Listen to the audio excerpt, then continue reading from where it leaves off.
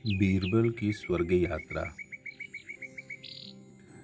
दरबार का नाई बीरबल से बहुत चिढ़ता था तथा रोजाना उसके खिलाफ षड्यंत्र रचता रहता था। एक दिन उसके दिमाग में एक विचार आया और जब अकबर उसको हजामत करने के लिए बुलवाया तो वह बोला, जहाँपना, आप जानते हैं, कल मैंने स्वप्न में आपके पिताजी को देखा। बादशाह ने हजाम से पूछा, बताओ, वे तुमसे क्या कह रहे थे? वे स्वर्ग में बहुत खुश हैं, लेकिन वे कह रहे थे कि स्वर्ग के सभी वासी अकेले परेशान रहते हैं। वह चाहते थे कि आप वहाँ पर किसी को भेजें जो उनसे बातचीत कर सके। नाई ने कहा, महाराज, बीरबल बड़े मजाकिया स्वभाव के हैं। आप उन्हें स्वर्ग भेज दें ताकि वे आपके पिताजी को खुश रख सकें। बीरबल बादशाह के आदेश पर दरबार में पहुंचे तो अकबर ने कहा, बीरबल, हम जानते हैं कि तुम मेरे लिए कोई भी कुर्बानी दे सकते हो। बीरबल ने कहा, जी जहाँपना। तो हम चाहते हैं कि तुम स्वर्ग में जाकर मेरे पिताजी का साथ दो, क्योंकि वहाँ पर उनसे बातचीत करने वाला कोई नहीं है। बीरबल ने कहा, ठीक है, लेकिन मुझे तैयारी के लिए कुछ समय दीजिए। मुगल बादशाह फूले नहीं समाए और बोले, ठीक है, तुम मेरे लिए इतना बड़ा बलिदान दे रहे हो तो मैं तुम्हें 1 सप्ताह का समय देता हूँ।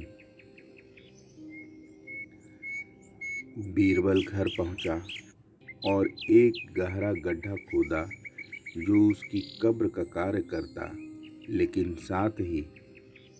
साथ उसके नीचे एक सुरंग खोदी जो उसके घर के अंदर खुलती थी। 1 सप्ताह बाद बीरबल दरबार में पहुंचे।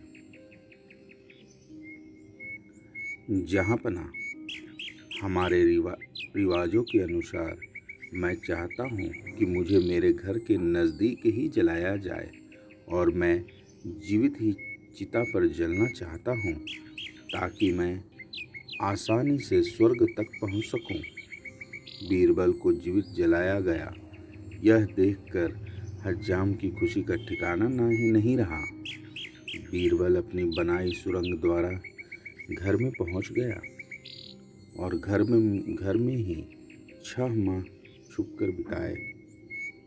इतने समय में उनके बाल दाढ़ी बहुत ज़्यादा बढ़ गए तो वे दरबार में पहुँचे। बादशाह बीरबल को देखते ही चिल्लाए, तुम कहाँ से आए? स्वर्ग से, जहाँपना। मैंने आपके पिताजी के साथ अच्छा समय बिताया, इसलिए उन्होंने मुझे धरती पर वापस आने की विशेष आज्ञा दी। क्या उन्होंने तुम्हें अपने पुत्र के लिए कोई संदेश भेजा है? जी, केवल एक, जहाँपना। क्या आप मेरी बढ़ी हुई दाढ़ी और बाल देख रहे हैं? स्वर्ग में हजामों की कमी है। आपके पिताजी ने अपने एक हजाम को वहाँ भेजने को कहा है। यह बात सुनते ही हजाम के तो तोते उड़ गए और बादशाह अकबर के पैरों पर गिर गया और क्षमा मांगने लगा। फिर उसने बीरबल को फंसाने के षड्यंत्र की पूरी बात बताई।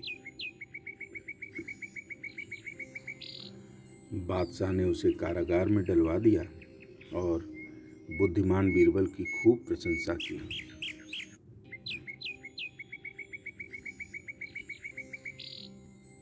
कहानी समाप्त।